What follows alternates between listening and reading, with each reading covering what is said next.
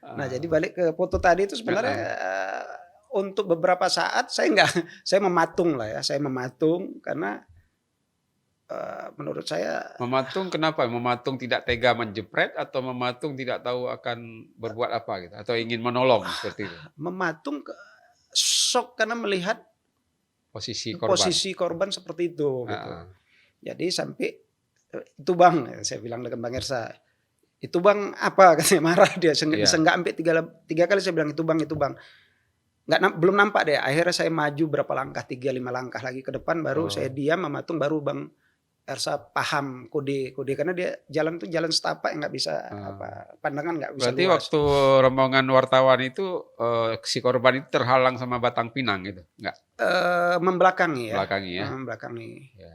membelakangi Batam. Artinya nggak nampak manusianya gitu ya? Nampak dari samping kelihatan tapi posisi terikat mengenaskan itu sudah secara visual, secara sudah bisa kita bayangkan.